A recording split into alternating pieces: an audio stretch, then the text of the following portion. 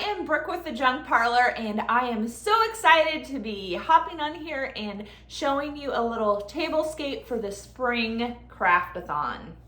So I'm going to give you a few different super simple ideas on what you could use as a tablescape, and I'm going to throw in some DIYs that you can do as well. Now, I sell vintage and antique items, so you can check out my website at thejunkparlor.com. Find me on Facebook. I do Facebook Live sales, but I'm, of course, going to be incorporating some junk and vintage items in our tablescape. So right now we are in my dining room. This farmhouse table is actually made out of an old barn door that my dad and I put together. He used to tear down barns many moons ago, and so I dug this out of his barn. First up, we have this it's kind of like burlap, but it's just textured. It's literally a fabric scrap. And what I would suggest doing is you never lay things out flat. We want to always add some kind of texture, and you can do that by bunching things up. And then you're just kind of snaking it. So kind of like a river, an S, it's winding. You can also think of it as sometimes you might do a wider chunk in the middle and then kind of taper it to each end. Now I'm going to add a bed to it. This is green. Green is my favorite color. And this is, you've probably seen people will put in their gardens an old iron bed, for a flower bed. So we're gonna kind of take that twist on it. On top of that, I'm going to put one of my favorite fillers. So I'm sure we've seen where people will use paper shredders and do music sheets or books. You can do burlap. You can do the more wiry moss stuff. This I absolutely love. It is crazy soft. Definitely looks like grass. I call it fringy yarn. I don't know what its technical name is, but it is great filler because I really do love that green wiry moss, but guess the problem with that is that it tends to shed. Now, I am always picking up little terracotta pots wherever I can, and it's just because they are a great seller. They're a great filler as well. So you can put these in an open toolbox. You can put these in a big dough bowl. You can literally just stack them by themselves. So they're great for your garden bench. They are great for your little vignettes, and you can use them. So I have a few different sizes. Mine are all teeny tiny. I've got quite a few girls that really like the terracotta pots, and they're always wanting small ones. So when I'm out picking, I'm always looking for teeny tiny pots.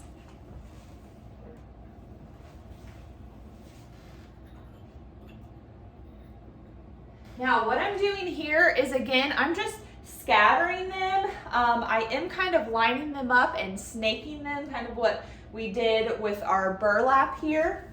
And we don't have to stop there.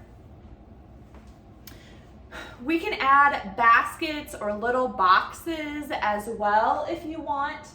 And so typically when you're going to do some kind of design or decorating, you're gonna wanna think about things in thirds. So if we divide our bed up into 3 sections, okay, 1, 2, 3, then we want to put something kind of in that imaginary line to separate it up into thirds. And that is what is pleasing to the eye. Okay, then we have just some floral stems, and I actually pulled these out of a much thicker stem because I didn't want the long stem, yet I didn't want to cut it either. And so that ended up being a great alternative. So we're gonna kind of scatter. I just have 2 white flowers. So we're gonna put one on one end of the bed, one on the other end of the bed, and then we're just gonna start tucking our flowers around our bed.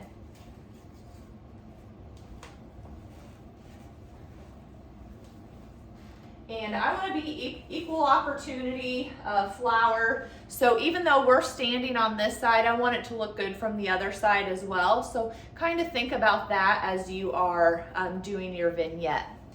Now, one of my little decorating ideas, it's always good to have height in your displays. So one thing we can do is we were taking this oil can, an old postcard that has a nice little garden theme with our birds, and a little clothespin, and we can set that in here and get some height, which actually I think I want to put it over here.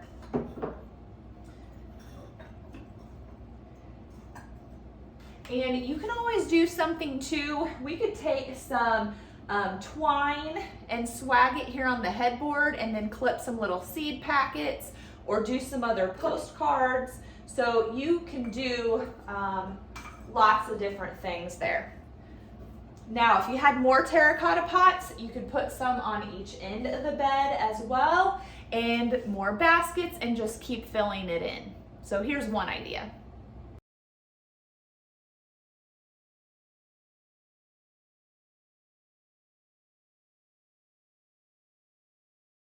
One nice thing about doing it on a bed is if you need your table to actually put food on, you can just pick your bed up and move it. Okay, another option that we have is creating some little burlap garland. And so all you're gonna do is you can either buy these in a roll or you can cut a larger chunk. And then you're gonna take something, I think this one I just did some baker's twine.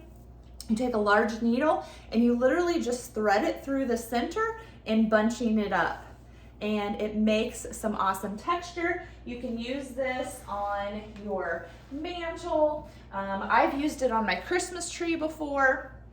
Lots of options. So again, we are kind of snaking it down the center of our table. And then one of my Christmas DIYs was doing something with these lamps. Well, that left me with some awesome lamp bases that are gonna make great risers. You can put a cloche on them. You can just use them as a riser, but they have so many great uses. So we're gonna tuck some of them over and some are gonna go under our burlap. And then I'm just gonna show you, you can take, I have some of these moss bunnies that I picked up thrifting one year. I know you can find these or ones like it. New, but we can take and do some fun things with our bunnies. So ideally I wouldn't have two of the same ones, I would want some variation, but this just kind of gives you an idea of what you could do. And then you can also take these as well and you can put a cloche on top of them. You could fill them with a whole thing of eggs and then put a cloche on it. That would look really awesome. And let me give you some egg ideas. Okay, so one egg DIY. So I used to be a teacher and I have still tons and tons and tons of plastic eggs left over. So I'm always trying to brainstorm things to do with plastic eggs because bright and colorful is not necessarily my go-to. I'm more of a muted, neutral girl. And so I came up with just wrapping them literally with twine. So these are plastic eggs. I always have twine in my stash, so this literally cost me nothing. And I just wrapped a bunch of eggs with the twine. So you can always work those into your vignettes. Another thing that I did with the plastic balls are added this green moss. This is the green moss that I said that I really like as a filler, but it does shed. So that's why I like that yarn a little bit better. Now, I did pick some green and yellow eggs because you are going to have some egg peeking through when you do these moss eggs, but these are a great addition to your vignettes as well. So you can put these on the table, you can put them around the house, they're wonderful.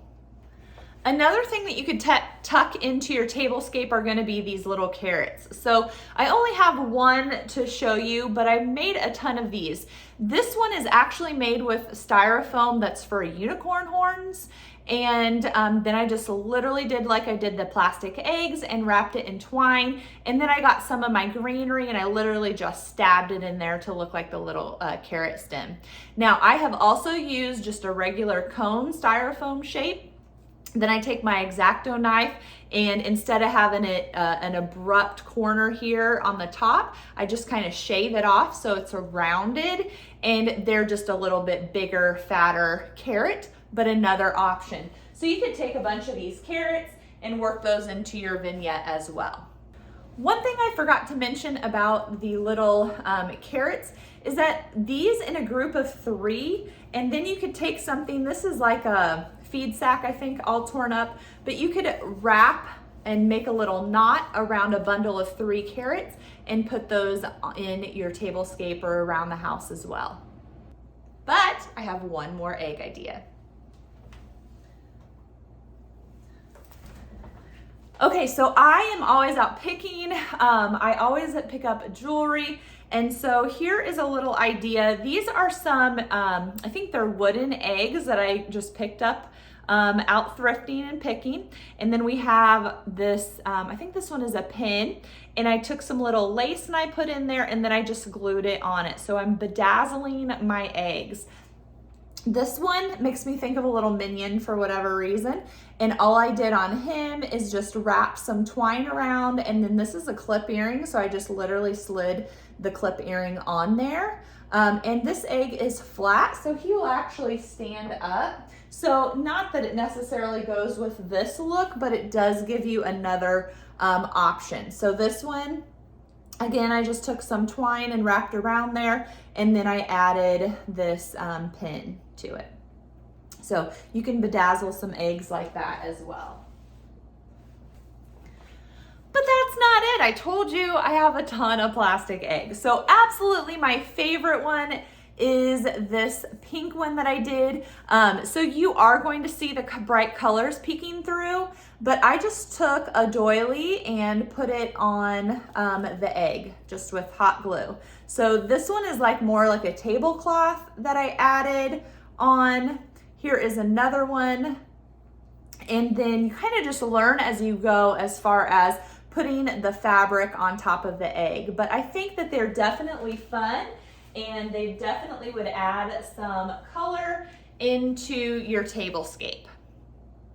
Okay, another idea, we absolutely cannot not do something on a cutting board or breadboard. I am addicted to these and these are all over my house for multiple things.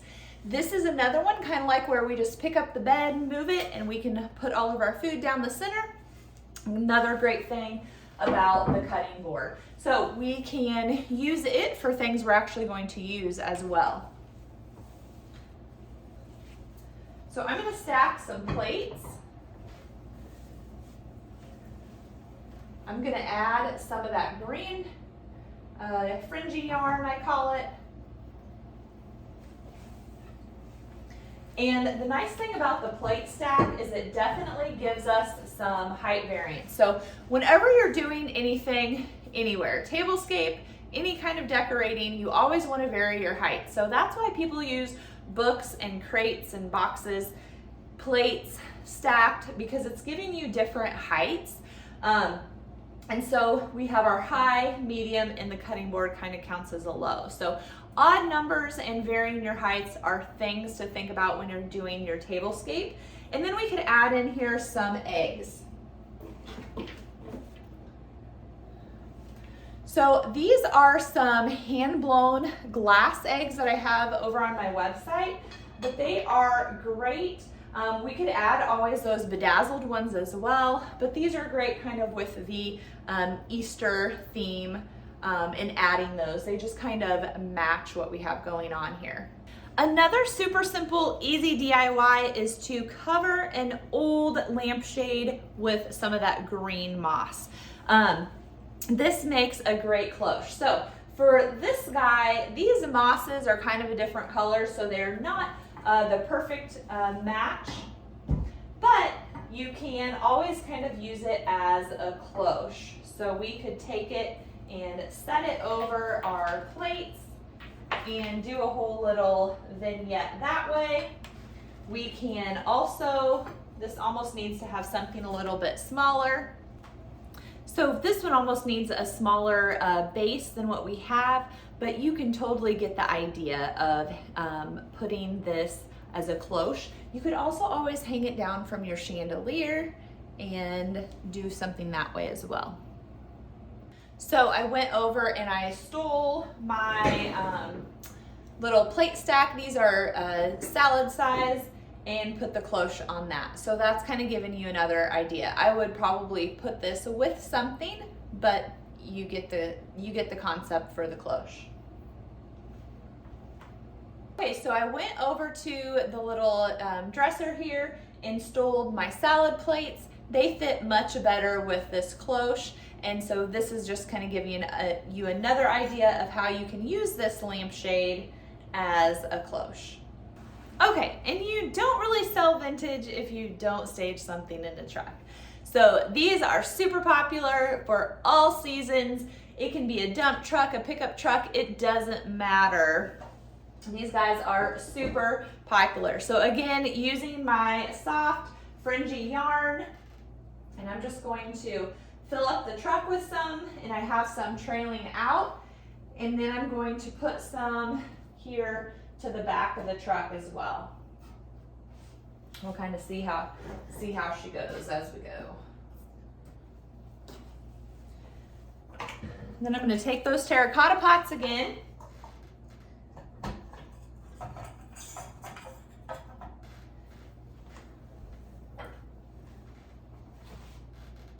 And we might not quite get all of them stacked in here, but we're going to get quite a few.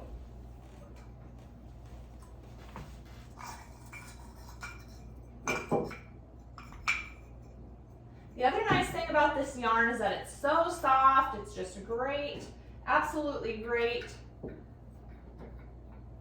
to kind of cushion everything so you don't accidentally break something.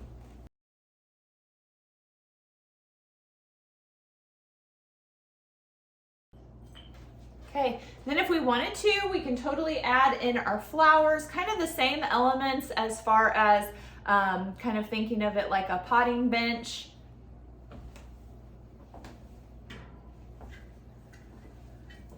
I didn't add my garden tools last time, but you could totally do that as well.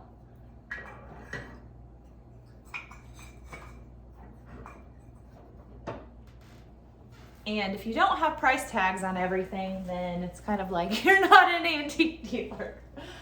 At least for me anyway, I seem to always have things with prices. So we can add our flowers in here if we want. It just kind of depends on what kind of look you want to go for.